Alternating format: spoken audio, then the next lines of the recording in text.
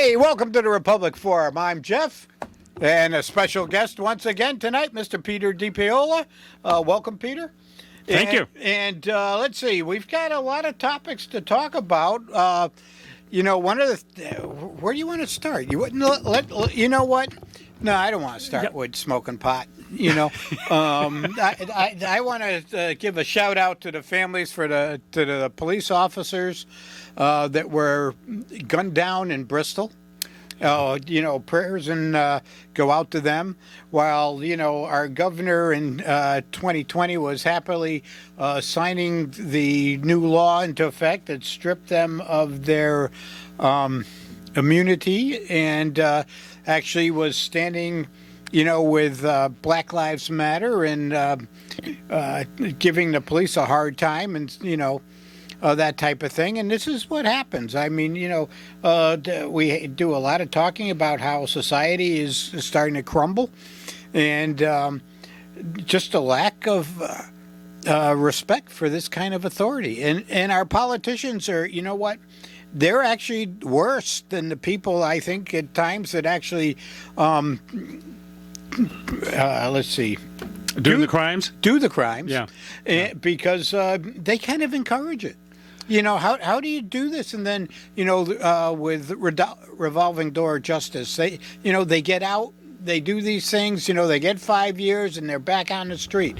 Things like this, if you survive the police coming back at you and the firefight or the gunfight that goes on, you should be in jail for the rest of your life. In fact, I think it should be, you're making big rocks into little rocks for the rest of your life. Jeff, you put a lot into that opening statement, and I think there are quite a number of really important and valid points. The job of being a police officer in any town, in any community, is always tough. You're always going to have the issues of, somebody's getting picked on, and I think over the years there's certainly been enough, bias and even prejudice in situations. One of the things that we get to a point in our life where we've seen a lot, we've done a lot, and we've got a lot of experience where I think we can legitimately and honestly and candidly say there are people that can fall into those categories in every single profession. But I think I'm willing to give a little bit more of a break to officers who try to do a good job. And I think, the ones who aren't doing that, I hope they get run out. I hope they get run out of the police departments because it's not a place for bias. It's only a place for equal justice. And their job is only to enforce the law. So all they do is see who's breaking the law, and then the next step is to take it into the judicial process where people are going to get whatever punishment may or may not be metered out. But I think to ask these young men and women who've gone through training, gone through the academy, they earn the badge, to go into some really difficult and challenging situations day in, day out, especially at night. They're going to execute a warrant. They're going to try to break up a disturbance where, tempers are flaring, everybody's all hot, and they have no idea what they're walking into some of the most difficult situations, and oftentimes at people's lowest point in their life. And we expect them to be perfectly in perfect position, perfectly calm every single minute of every single day. But I just don't think, people need to resort to responding with gunfire for the people that are trying to come in and keep the peace, make people better, protect the neighbors, protect the neighborhood. I mean, if this is going to happen, in any neighborhood, then how do you expect the kids to be standing on the bus corner to be picked up by the bus in the morning, or people to go out and walk the dog, or older people to walk through their neighborhood? It's a terrifying experience.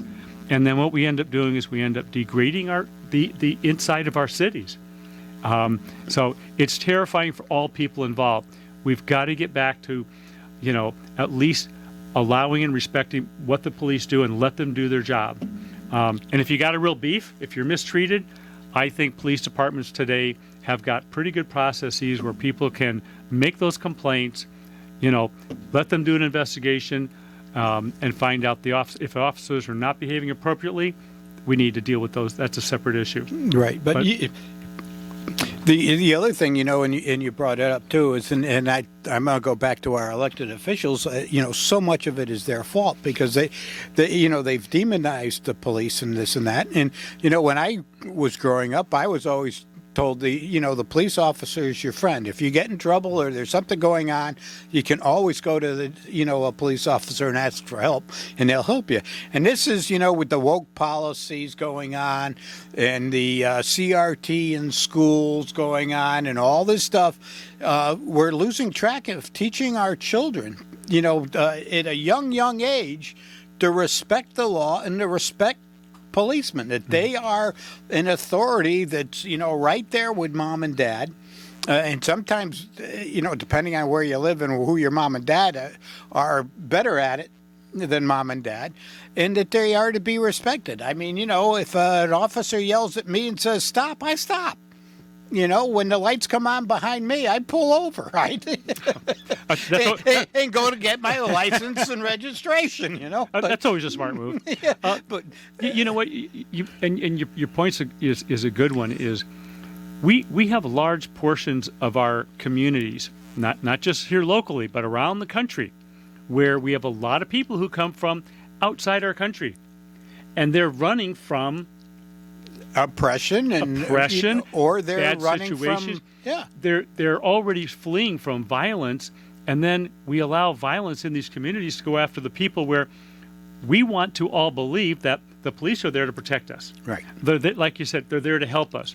But if we don't support that in our community, and we don't instill that in our kids and the students, and it doesn't happen from the ground up, then we continue to support this cycle of violence. And you're right. A lot of policies today, a lot of the politicians support these kinds of actions by what they put into law. Right. But we've got to stand behind our police officers. There have been just too many police officers killed just in these last few weeks. Absolutely. But, you bring up an interesting topic that, our police officers are there to protect us. And, one of the ways I see them protecting us is, a presence. You see a lot. You see them a lot, whether it's, foot patrol or car patrols or whatever it is, and you wave to them and you kind of do these things. But most of the time when you call a police officer, something's already happened. Okay. And for, people and young people being taught, about the law and respecting a police officer, they're less likely to get into situations where they're going to need a police officer. If you see something bad and it just kills me, and they watch something happen and you go to ask them what happened, they say, I didn't see anything. They were standing right there, which is like, in that old saying, snitches get stitches. Well, that might work in, prison, but out here, no. Help them. Help them to make your neighborhood safer and this and that, because, they can't keep you safe unless you're doing a lot to help them do that, and also keeping yourself safe. Well, your point's on the money there, because if we don't help them solve a crime, then we ourselves become the victim of a crime. Yes. And then we're going to look for people to help with the investigation, and they're going to say the same thing that we once said. Nope, I saw nothing. It's going to come back and bite us in a big way. So not a good. I agree. So, really, say a prayer for these police officers. I know there's a indeed. Visual going on tonight out in Bristol. And, if you want to go, I would say go, but, I just keep them in my prayers. And, even our local police officers, please keep them in your prayers. Say hi to them. I try and buy them coffee every now and then, but if they're standing on the roadside, they usually don't like what, Jeff, you're right. We all need to, remember all these officers that died, but especially the ones in Bristol. Remember them this weekend when you go to church, wherever you worship. Remember them in your prayers. Remember them today. But it's something else is, stop in your local church. It's a good place to spend some time. and remember what we're all here for. We're here for each other, not to beat each other up, not to cause violence, but to support each other. You know, we got the makings of a good community here. Let's build on it. Let's make it something better. Oh, absolutely. And, you know, you can't lose. These people are not robots.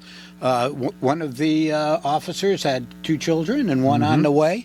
You know, they're raising families, trying to lead a good life and a happy life while they're doing a public service, you know, to protect you. So it's not like they just go to a job, make a widget, and go home. Mm-hmm. You know, they're out there dealing with people, and like you said, there's nothing more unpredictable than having to deal with people. But anyway, enough said on police officers for tonight. I think it's time to smoke some pot. So anyway, up here. Okay. You want to explain that one? Sure. Well, you know, evidently we've got this first area cannabis conference going on up here at Eastern, right? Or ESCU. Yep, Eastern Connecticut. And I mean, you know, this kind of thing just, you know, I don't care if you want to decriminalize a certain amount of it, but to openly push marijuana now, you know, and once again, go back to the elected officials, who's touting it? I mean, our governor, Mr. Ned Lamont, says we're going to, you know, legalize cannabis and for recreation, and you can come to Connecticut and, you know, do this like you can in Massachusetts. So wait, back up. I'm confused. All right. Okay, I'm confused. Too much weed. No. You're gonna have to explain this to me. Okay. I thought our schools were drug-free zones. I thought we taught our kids, our students, no matter what age, don't do drugs. No. So wait a minute. So Well, now we did, we did. but that was wrong. Oh, that was wrong. Yeah, it's kind of okay. It's kind of like So I am confused. Yeah, well, it's Yeah. kind of like the food chart. You know, the proper foods to eat. Yeah. And now that we know that, we look at that and we realize that was wrong. I thought candy corn was on top of the food Well, chart. I wasn't No? into candy corn. That got changed. Yeah, that got, okay. that All right. got changed. So we're gonna do a first ever cannabis conference. Correct. And I agree with it. You know what people do at home, especially if you're all grown up, you know, if you're old enough, then whatever you want to do, I think that's up to you. My concern is I'm pretty sure I don't know a single school system that does not have some type of drug problem. Oh, And anybody who thinks that, well, cannabis is only going to be, 18 and older. Oh, no, we're going to make it 21 or older. Oh. They're full of baloney. Oh, absolutely. Most of the schools, pot is it's like old news. well, it's I mean, we're just talk- like pencils. We're talking about all there. some pretty hard drugs are in our schools today. So I think the more we glorify this and take this money, this is dirty money. This is drug money. Oh, absolutely. This is just drug money, but we're going to say, politicians are going to say, well, I like this. we get to tax it. I get tax money. I don't want that dirty money. No. This is like taking money from a drug cartel. Well, you know, it goes right along with the Governor Ned Lamont, declaring that Connecticut's an open abortion state right up to the minute you give birth. I mean, whether it's drug money or blood money, we've got a lot of politicians that are lining up, just for this type of thing. Instead of watching out and doing what's right for the public, and we can get into all kinds of discussions of why it's right and wrong, but, you get, and I'm going to be nice, 10-year-olds that are smoking pot on a regular basis, it's going to destroy their brain. Yeah, and I think we need to differentiate. There's a big difference between medical marijuana, where it might be, you have a tincture or you have a little inhalant, compared to, somebody who's just going to roll their own. And remember, you don't inhale, right? You remember that? Oh, line? no, right. Don't inhale. Right. He never inhaled. No. But if we're just talking Yeah, you had to catch up there, Bill Clinton. I did not inhale. Yeah, right.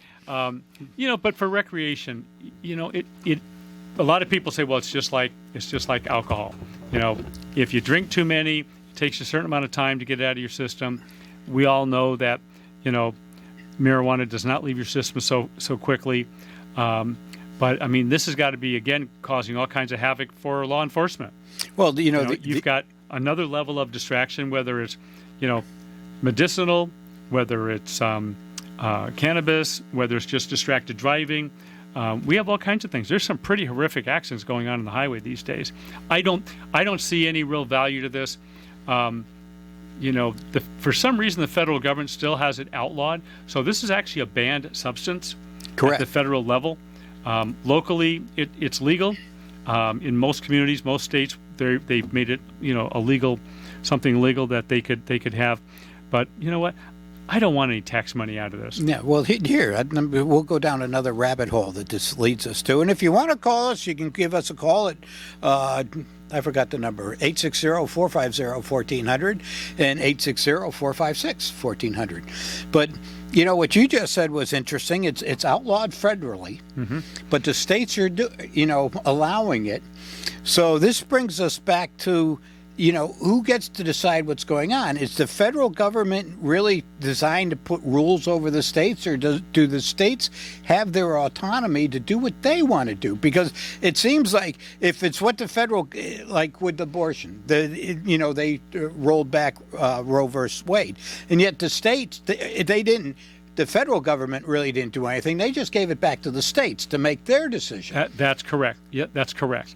The law only. The only thing that they said was it is no longer it's protected at the federal level, and states go do what you want to do. So whatever laws you have on the book are still in effect. But I'm going to go back to the cannabis thing. That's interesting, talking about the federal and local law. Yeah. One of the things that slowed down the rollout of cannabis for many, many years was because it's a federally banned substance. Right. The cannabis growers couldn't use the banking system. Well, correct. And the other thing, too, is, when the states come out and want to do this early on, the federal government would say, well, you do this, you're not getting any federal money. That's right. For law enforcement, and on and on. And a lot of the states said, oh, geez, we can't, we like getting that money, so we'll go that way. But no, I don't see where this is going to, in the long run, be a boom for Connecticut or the country as a whole. I think everybody's afraid that if the federal government legalizes it, it'll be like cigarettes. Oh, could be. And then once it's managed like cigarettes, who gets all the tax? It goes to the federal government. It'll be fun to see.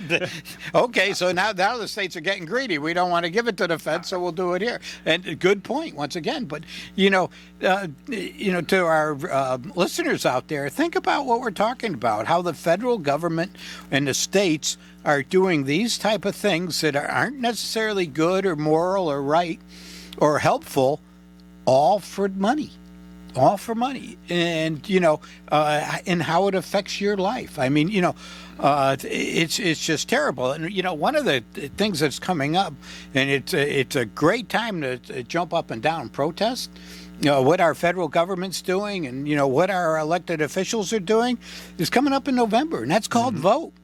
When you have these people going up there and making these decisions that sell us down the road and hurt our children and our grandchildren, people don't think about what's going on and how our grandchildren are going to be affected by a lot of this type of thing years from now.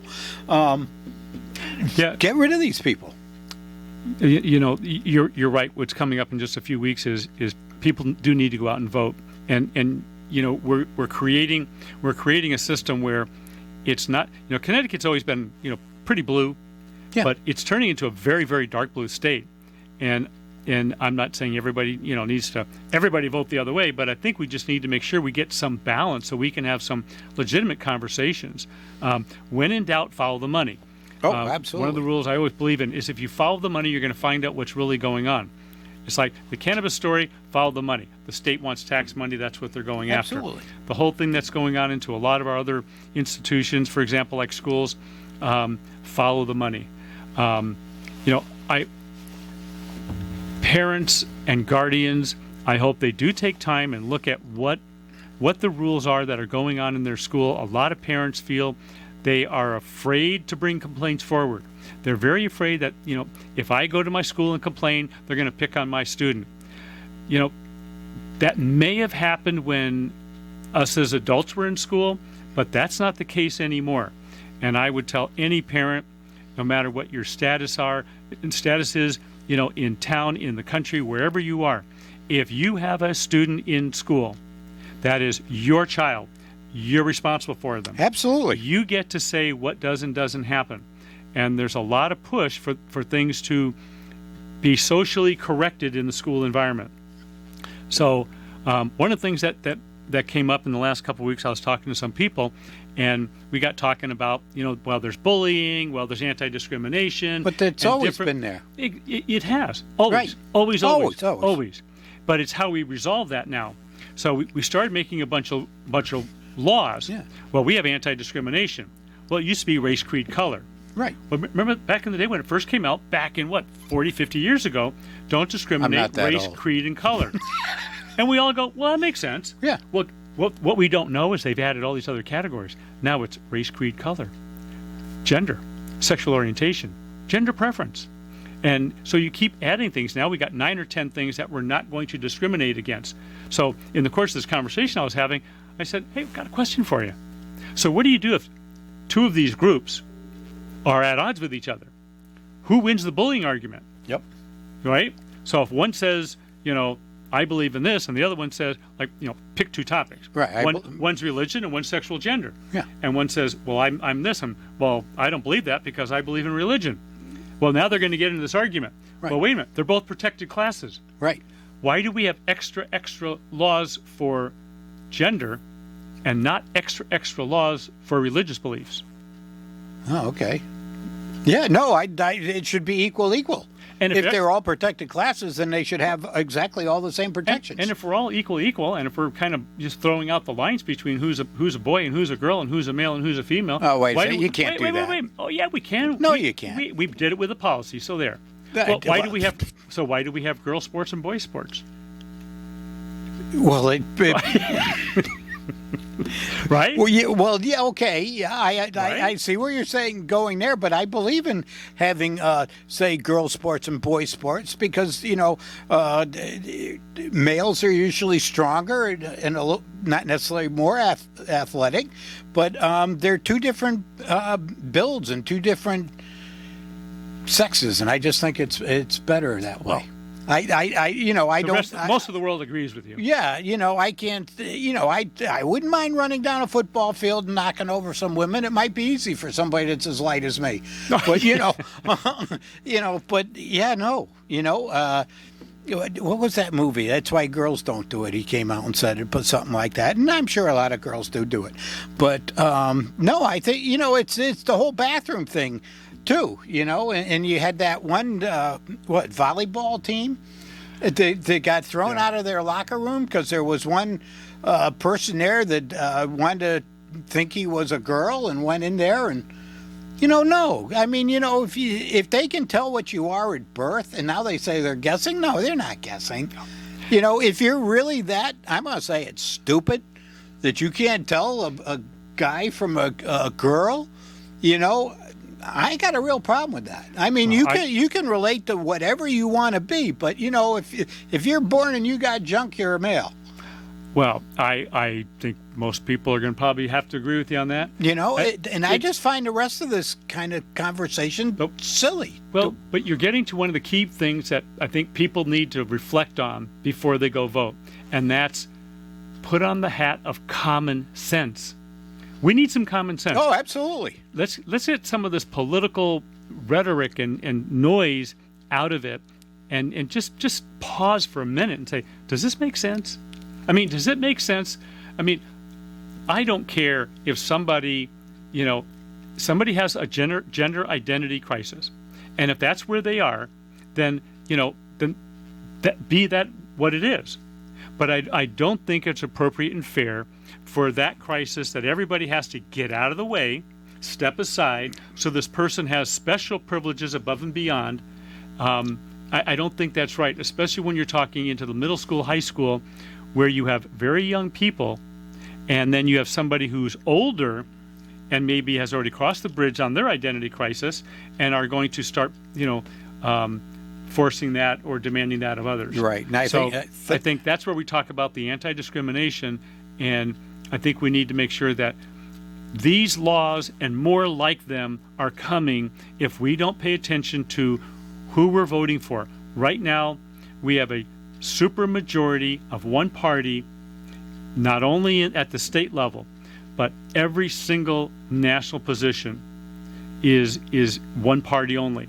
And we just need to balance things out a little bit. Oh, absolutely. And I'm hoping people take some time, use common sense, and just find something that's going to be a little bit more evenly balanced. All right. Well, we're going to take a break to pay our bills and find some common sense. Welcome back to the Republic Forum. I'm Jeff. And I'm Peter. And hey, listen, we were talking here off the air as usual. Everybody's been watching this Alex Jones case, with about the Sandy Hook and the defamation hearings that he's going on. And one of the things they said were saying that was kind of interesting, and that he was pushing this narrative that it wasn't real, and that because he was doing that and he was profiting off of it, that he was going to be liable for this. So he was lying. So that in what he was saying. Yeah. They're Okay. trying to, and it wasn't an opinion thing. He wasn't coming out and saying like, this is my opinion, and having discussions going back and forth. He was making money on it. So I was listening to that, and then I was listening to some of these campaign ads, that our governor puts out, and these and that. And some of them, and it's my opinion, I'm not, the specialist in this, but if somebody fact checked this and found out that some of these ads were actually lying about, things that he did or possibly did, both sides, would there be a liability? Could they be liable, like this Alex Jones deal? I mean, this goes into your First Amendment, your freedom of speech, and on, and accountability for it, especially when you are going to profit off of it somehow, or whether you're profiting by being elected to office, or you're profiting by making money or selling products. Because we had them go after people like some of these celebrities that push products. I use such and such, and they never do, and on and on. Well, Kim Kardashian, that's it. And she paid a $1 million fine or something like that because of something on a product. Should these politicians be held to that same level, or should our politicians be held to a higher level, of accountability, and that if they say something or they, I approve this message and it's lies and stuff, should they be called on the carpet for it? I think they should. I really do, because there are too many people out there that's all they're going to see or hear is some soundbite. Well, I think it's a good point. That's an interesting connection you make there, because you're right. I mean, if they approve the message, they're saying what's in there is correct and accurate and factual. And if it isn't, who is liable for the content when the candidate themselves say, I affirm that everything in this message is true? Right. Which also brings the point, if the politicians can get away with it, well, we know the fact checkers online don't get away with this stuff too. I mean, the fact checkers don't really fact check. No, they don't. And they fact check you, but they may not fact check somebody else. And it's okay, because I don't have a lot of facts. I just give you my opinion, and if you like it, fine. If you don't, I don't care. But I like that approach. Yeah. Well, it's I want a conversation out there. I want you to think. I don't want just to go along blindly. I want you. I think Michael J. Fox said it really good in that movie. It is our job to question our government in everything they do. Yes, okay? Yes. As being a U.S. citizen, you have that right. Well, I hope somebody calls it and questions what we're saying. Well, they probably won't, because we're right. How do If you think this conversation's wrong, call in. I want to hear from someone. But no, and we were talking earlier about the volleyball team and this and that, and I'm gonna go back to Star Trek, and Spock said the needs of the many outweigh the needs of the few, or the one. And to ban, say, and these are just numbers. I don't know if they're correct. To ban 20 people from a locker room because of one person is wrong. Should we be sympathetic to that one person? Quite possibly. But do you, punish 20 other people? No, you see, this is where you bring up common sense, and what's bad about this is that, the pendulum always swings one way, and then it comes back, it always passes center and goes all the way up the other end. So by doing what they're doing, right now, is it going to swing back, and is it actually going to be worse for these people than if they were, kind of quiet and walked it in carefully instead of, putting it out in their face and this and that? Is there going to be a backlash from this type of thing? And we might see it with the elections. This November, we might see the country definitely say, we've had enough. We're tired of $4, $6, gasoline. We're worried about keeping our homes with heating oil this year. You go to the grocery store, there's shortages. There's talk now that the train strike is going to come after the elections. They actually, the Biden administration worked something out so that it's not going to happen before the election. And don't forget what else happens after the election is the 25-cent Connecticut gas tax moratorium comes to an end. So whatever the gas price is today, add 25 cents because that's going to be added on no matter who wins the election. Right. Well, so that's coming to an end. See, I don't think there's anybody there that's got any what's the word I want to say, balls.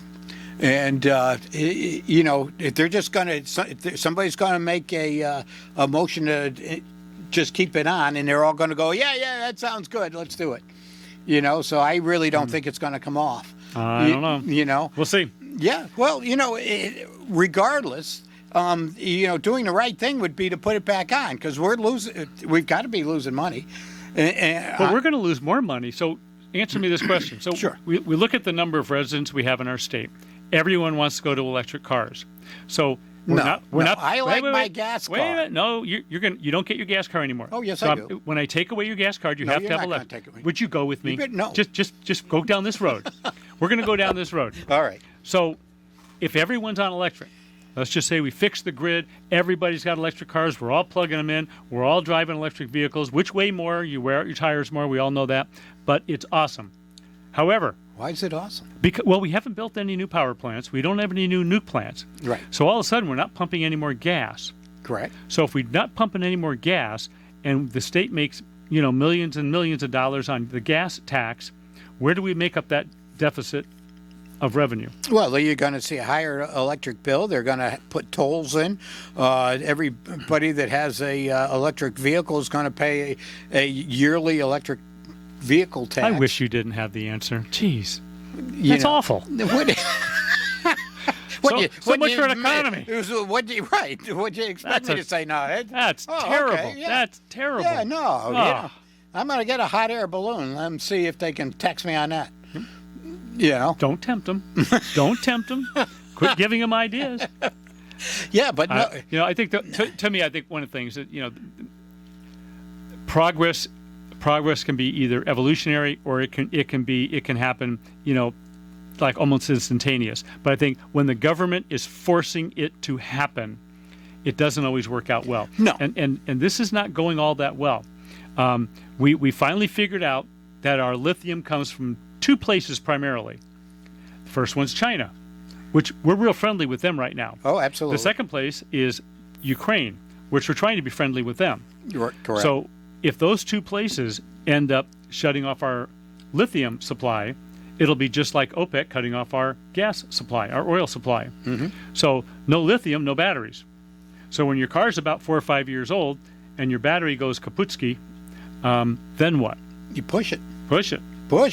But no, I agree. Electric vehicles are probably the way of the future. I think we need to come up with a more reasonable way to make it happen. But the other thing is, too, this just shutting off the spigot on gas and oil doesn't work. I mean, we need to grow into this. We need to take time to get the infrastructure in place,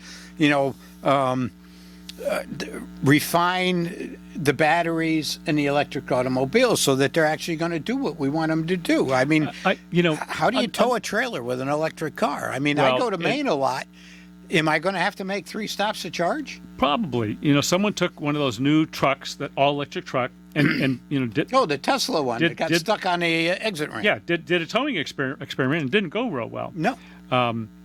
So yeah, it's. I'm not sure if batteries are going to be the final solution. I think there's other things that are out there that are just starting to come forward, like fuel cell, hydrogen. I think there's other energy sources that can solve the need in a different way than only relying on batteries. It's like people are finally realizing that the windmills are one of the worst ideas ever. Not only do they have less than half the life of solar and other alternate energy sources, but that the composite material used to make the blades is virtually non-biodegradable. So when you take that blade off and you cut it up, it has to be buried in open landfills. Well, I plus, think plus what it does, for people who like birds, yeah. Oh, it kills birds. it kills birds left Yeah, and right. but I try and help you out here with your turbine blades is grind them up into a powder and put them in the asphalt.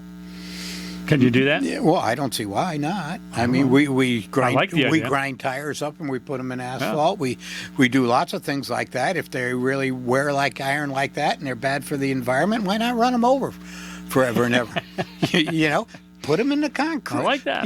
Grind it up, put it in the concrete. I mean, they put fibers in concrete now to strengthen it. Yeah. Maybe it's something they can do with that. I think there are ways to do this. It's just not cost effective, I think, in a lot of these things. But once again, what do you do with all these turbine blades? We can't, shoot them to the moon or the sun or something like that. And if we're going to, take up acres and acres of landfill area with them, I think that's a bad idea also. But I agree. I think you got to hit the road. They expect you someplace, surely. I do. Yes, They don't? They do. They do. All right. Yeah, I got to go to work. You got to Every once in a while that happens. I have that affliction. Listen, I have to say thank you for letting me come in and visit a little bit. I Sure. always appreciate the conversation. Again, would love to hear from some people out there in Radio Land and drag them into this conversation and hear another opinion. But as I say goodbye, I would say to ladies and gentlemen, make sure you put on your common sense headphones and think real hard about this coming election and make sure you're making those decisions with an open mind, with one that has you understand what the results are going to be, no matter what you choose. We've got some tough days coming ahead, and let's just make sure we have a nice balance of people that are in Hartford taking care of us. I thank you very much. Oh, you're welcome, Peter. Good to see you. Yep, good to be seen. Hey, so the rest of you out there, geez, and I had it in my head just a second ago. It's one of these things you get with old age. They come and they go, and it's gone. It's gone. That's it. It's not going to come back. But back to the butt. Where? No, it's not there. Wasn't doing that. Trick or treat. What about oh, geez, yes. For all you people going out trick-or-treating, having kids out, we want you to watch what they're getting for candy. There's a pile of this fentanyl out there going around and things like that. So please, moms, dads, make sure you know where your kids are getting their candy from and this type of thing. We want everybody to have a safe and happy holiday with Halloween and things like that. And it's a real shame that, we have to come out and issue these warnings on things like that, because it really says something of where we're going as a country, that we have these problems. And, we know that the fentanyl is coming across the border. The southern border down there that is supposedly secure, but we know it's not. And we've got the mayors of New York City and several other large cities complaining that they can't handle the influx of migrants and it's hard on their school system. And geez, we've had, influxes of, do I call them migrants here? But people here, and we're English learning programs and this and that, and they're complaining that they have to do this now, and that they only have one bilingual teacher in some of these schools, and on and on. So it's actually kind of good that they start to see what a lot of other cities and towns are going through. So hopefully we'll get some change there. But once again, Be careful, if the kids are out after dark and this and that, make sure, they have a light or you're with them if they're young. So enough about that. Hey, listen, coming up this Saturday, if I can find it here, which isn't always the case. I'm trying to pull this up on my phone, which can be tough. Where'd it go? Gone. But anyway, in Columbia at Rec Park from 4 o'clock on, or 2 o'clock on, there's going to be a fall festival up at the park where there's going to be games, cornhole games. There's going to be apple cider. There's going to be, bobbing for apples, ox cart rides, all kinds of stuff going on. So if you're looking for something to do this Saturday afternoon, and I'll keep looking here, and perhaps I'll find it. And maybe it's not under messages. That could be it. So, and get out of there. So, think about things that are coming up this weekend that are fun to do. The other thing too is colors. All right, if you're going to go out, make sure and you want to drive around and look for the trees and the fall foliage, be careful out there. Yeah, it's Saturday. It's from 4 to 9. There'll be apple crisp, all kinds of foods. There's going to be pumpkin painting, bobbing for apples, ox cart rides. There's going to be a movie shown. It's Harry Potter and a Sorcerer's Stone movie. Did I get that right? I didn't get that right. Sorcerer's Stone. And, so there's going to be things for the kids to do. I understand the Boy Scouts are going to be there to sell hot dogs and refreshments. So, come on out and have an afternoon. And if you're from Columbia, get out there to see Rec Park. I mean, they've been doing a lot of work up there. It's a great place to go visit. So enough of my spiel on that. And you can tell I was well prepared for that. I should have had it all typed out so I could read it nice, but sometimes I can't read anything that's typed out either. We've tried that with Colin. And let's see, I wanted to talk about, not the Alex Jones, we already did that. And let's see, don't see a lot of campaign signs here in town, which is okay. You get out of town, you see a lot of them. But, like Peter said, if you're happy with the gasoline prices, you're happy with food prices, shortages, the talk of even heating oil shortages, never mind ridiculous pricing, keep voting the way you're voting. It's really time for a change.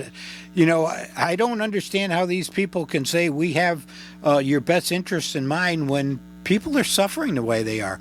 Things are tough. I mean, you look at, especially here in Windham, you look at how we're moving ahead with building these apartments out and this and that, and yet you got Colchester putting in a couple hundred of them, and they're moving out there, going gangbusters.